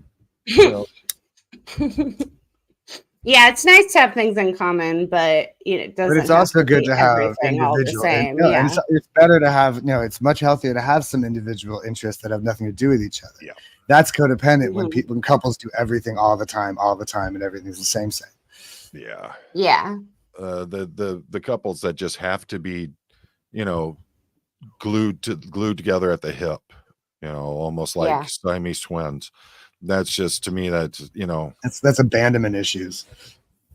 Yeah. Don't ever leave my side. Yeah. John Lennon, attachment issues. Yeah. Attachment. Yeah, there you go. Oh, Lord. Daniel, how has dating post cult been for you? I don't know that I date. I don't know about dating. I can think of one date I ever went on with somebody. I don't think I've ever really been a dating person. It's just sort of like you just kind of find yourself with somebody kind of thing. I don't know how to put that exactly. But relationships have been very difficult. for me. I've just, and again, like we keep talking about what, coming out, because I didn't know I was coming out of something. Do you know what I'm saying? Like, so like my really kind of foyer completely away from it all. I had no idea I was away from something. I didn't know I was hiding. I didn't know I was scared. I didn't know I was running away. But yeah, I have a hard time with relationships, but relationships are hard. I don't know. I don't want to say that. I'm embarrassed. I'm literally embarrassed because I'm bad. I'm bad with people. I don't know how to like, I have very little patience and like stuff like that, like the acknowledgement and stuff. I get very angry. I get very angry when somebody doesn't acknowledge me or having my comm cut, getting my comm, cutting my comm, that kind of thing. Just kind of, so it's like hard. It's hard. I find. And let's say that. But it goes back to the thing about once you are feeling that you're healthier emotionally, physically, I'm getting there. Then I mean, it's a matter of not, don't rush it. It'll come when it comes. The sad thing is that between Scientology and your addictions, you missed a lot of those good years, but that doesn't mean you can't be happy. I missed a lot of development, as it were. Yeah. Oh God. And what about you, Miss V? Dating post COS.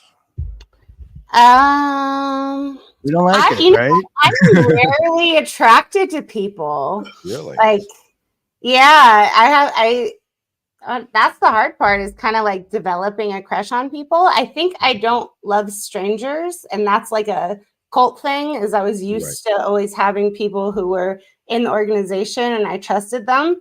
So getting to know strangers is definitely a trust. Like I have to do it on purpose. Oh yeah. Trust is hard for regular people, never mind for us.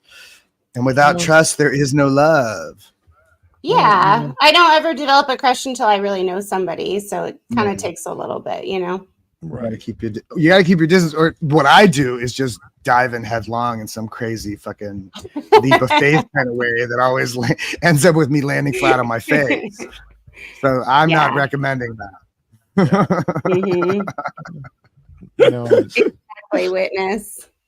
But I mean, look at how many people literally live out the statement that insanity is doing the same thing over and over and again, expecting a different outcome. That's AA. That's an AA. That's straight out of the big book. The definition of insanity is continuing to take the same action, expecting a different result. And that's the thing is you see so many people that I can't understand why I can't find love. Well, you keep going back to the same kind of person every time, and they pull it in your heart. So switch it up a little bit. It's the nature of abuse to kind of like return to things that are similar in some kind of way, right? Yeah.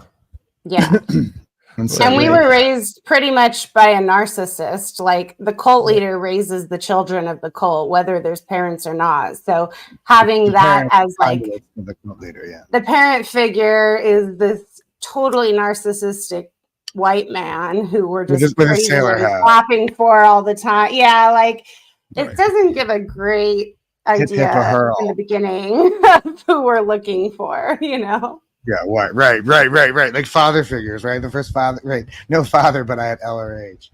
There you go. And you always have those teeth to remember.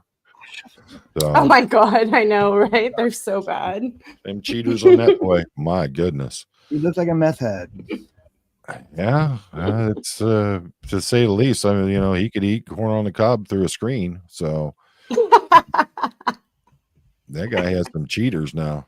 Wow. Such a weirdo. He's such a weirdo. But he was, he was cleared of the, the upper OTs. Why couldn't he just vision his teeth? You know what I mean? Like he didn't fucking heal himself. He was a fat, crazy, decrepit old man. Yeah. Yeah, exactly. With the narcissistic abuse, once you get used to that pattern of person in your life, it's very challenging to get them gone. but he was so, the crazy thing is so weird and eccentric and out there as he was able to just suck people right in. And he Yeah. And Hannah, that's correct. Is the psychotherapy cult that it practices therapy without a license. The thing is Totally. that when you look at Dianetics, I'm sorry, I got the diabetics book back there, but when you think about Dianetics and you hear so many people in the mental health world say that it appears to be just pretty much a Freudian treatment plan that Freud rejected. It was rejected because it creates a dependency on the Causes therapist. transference. Yeah. Right.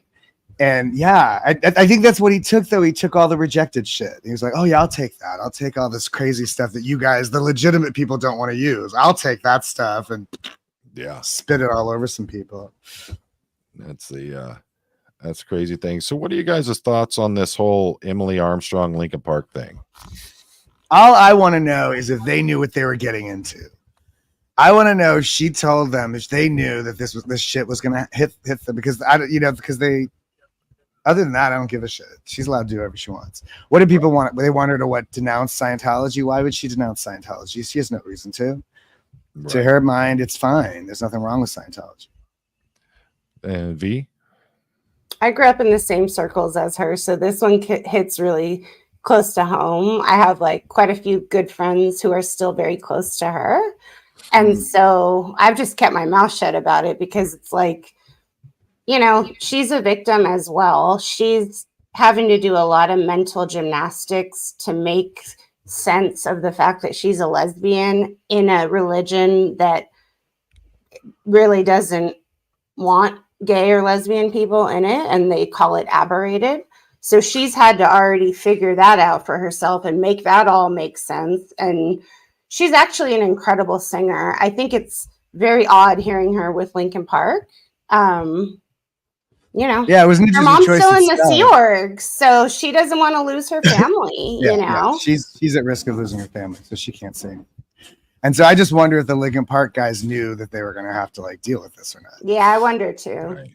I just I'm just to do the change that they've made in styling to bring her on as the singer. I'm just wondering how that's going to work out for the band, because there's so many people that Chester was beloved to them. And they, I talked about it not too long ago when I was talking about Critical had called it out. There were so many people that when Bon Scott passed and Brian Johnson became the front man of AC/DC, literally death threats. And this is in a day and age before social media. Right. No, I remember that. People were very upset. But they still continued on with a very similar sound and style.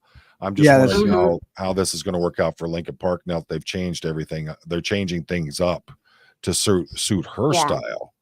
Well, there's been also a lot of time since the end of Linkin Park, so they're allowed to evolve. I think they're allowed to change.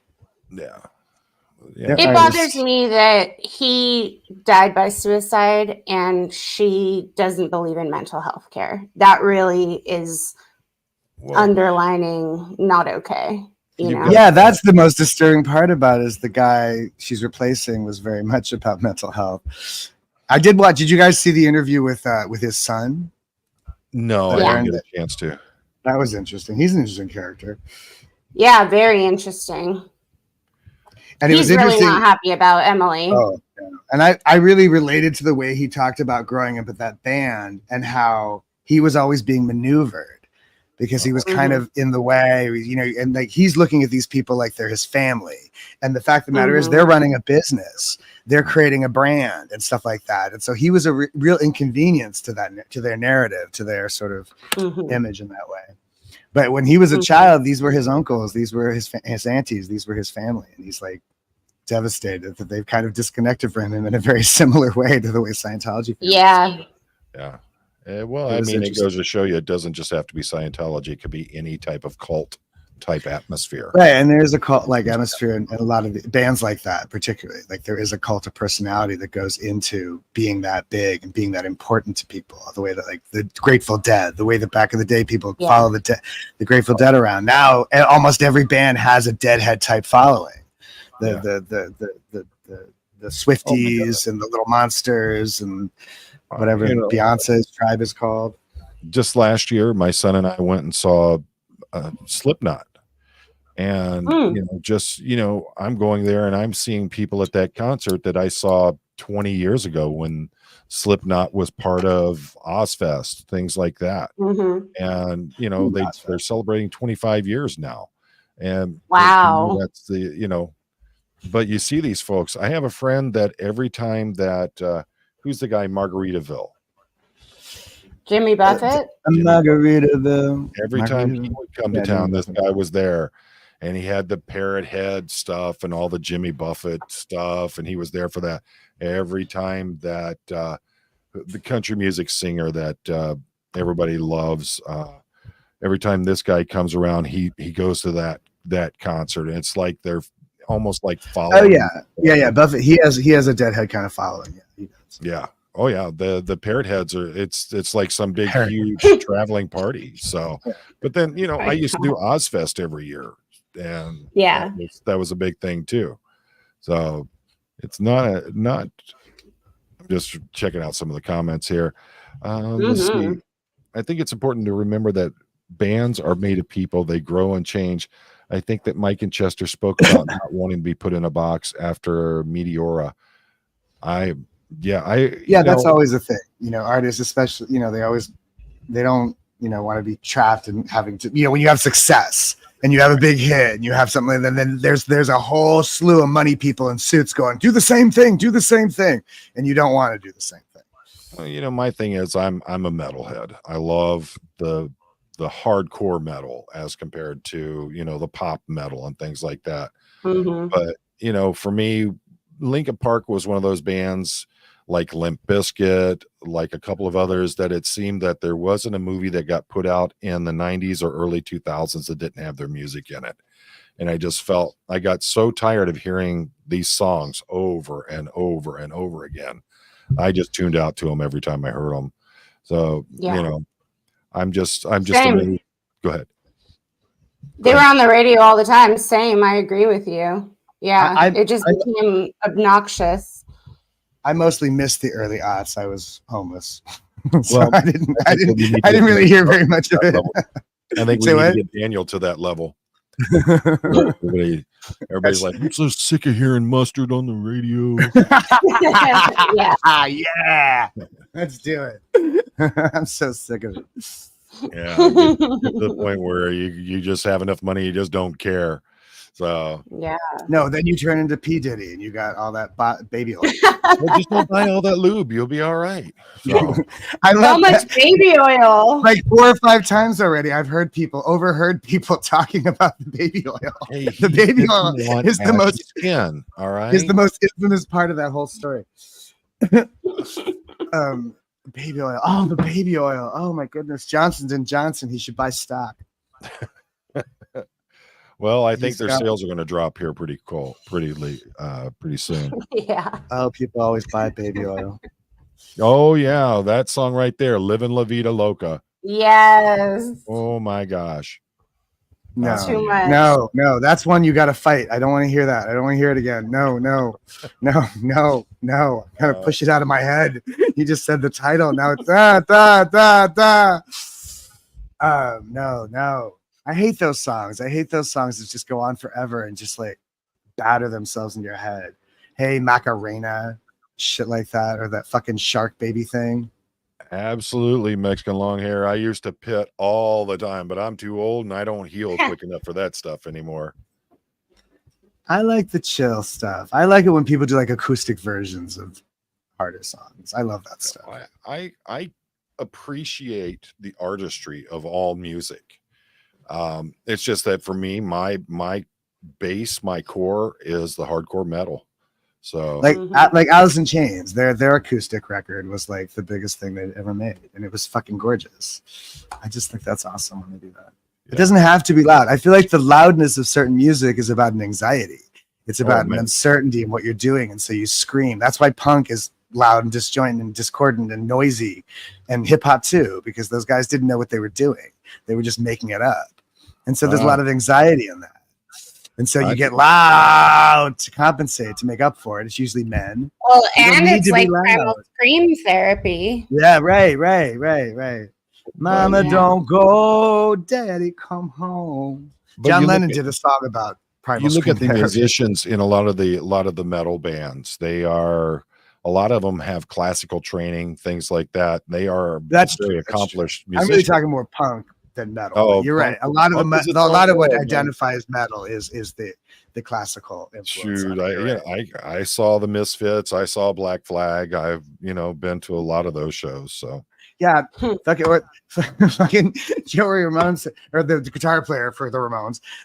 He only ever did one stroke. That's all he ever did was the downstroke. That's all he ever did. Or AC/DC gets made fun of all the time because every one of their songs is the same 3 chords. Yeah, you know what I mean. There's a simplicity to that.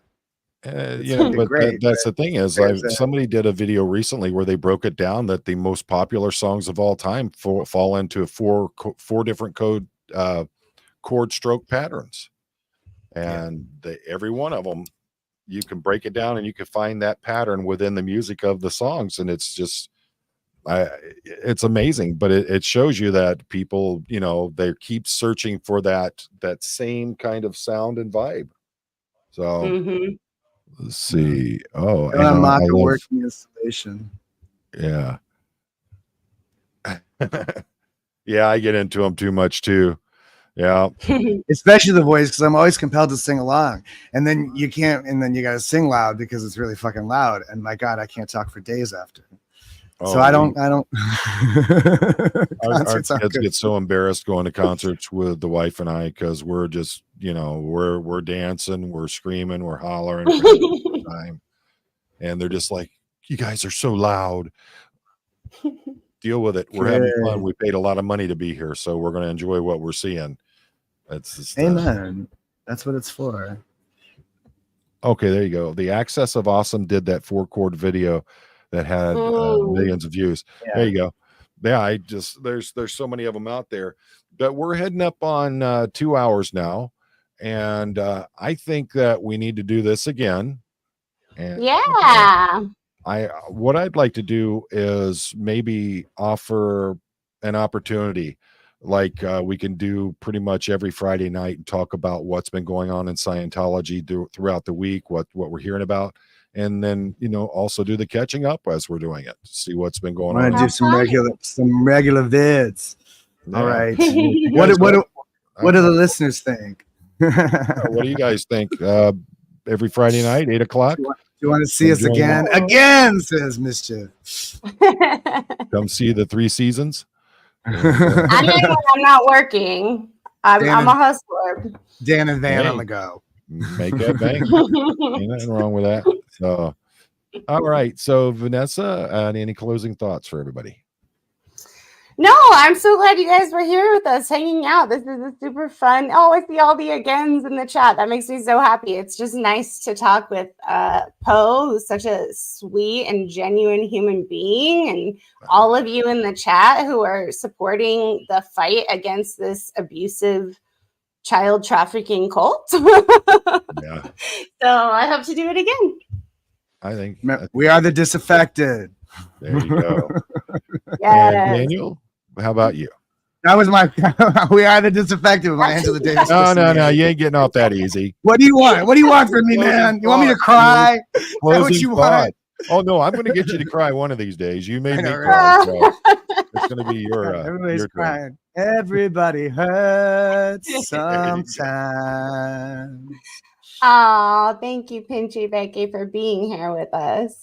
I got to say, and Jen Spell has been here. Yeah, Jen Spell.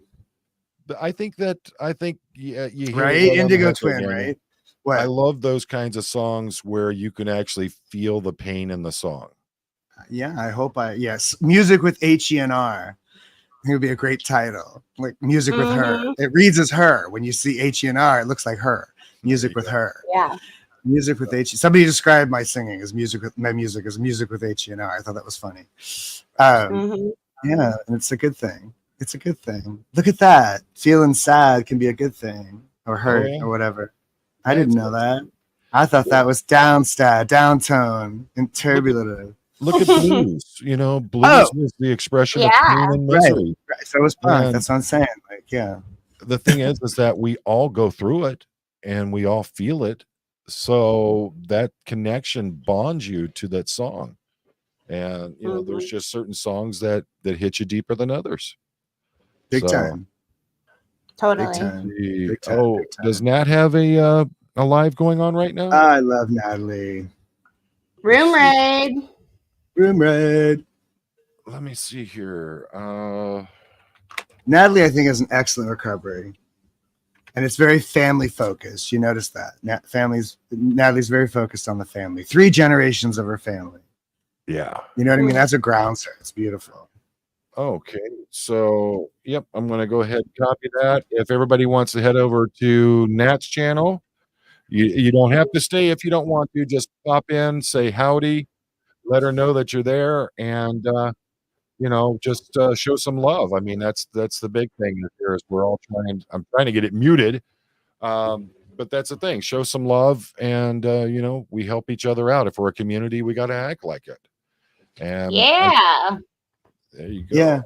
And we need it. We need community. Absolutely. You know, folks, it's a human essential. I say it every time, but I mean it. Oh, we lost him. Oh, we lost you for a moment. There you are. I don't know what's going on with our internet here. It has been crazy. You said it before and you mean it. It's the last thing I heard. Oh, okay. I appreciate everyone. I appreciate each and every one of you for being here. The Gratitude. moments that you spend with us are moments you'll never get back. So hopefully you found them entertaining, enlightening, educational, whatever you take from it, as long as you got something from it. Amen. And remember, you don't look back. Keep moving forward because life is short. You get one shot. Make it count.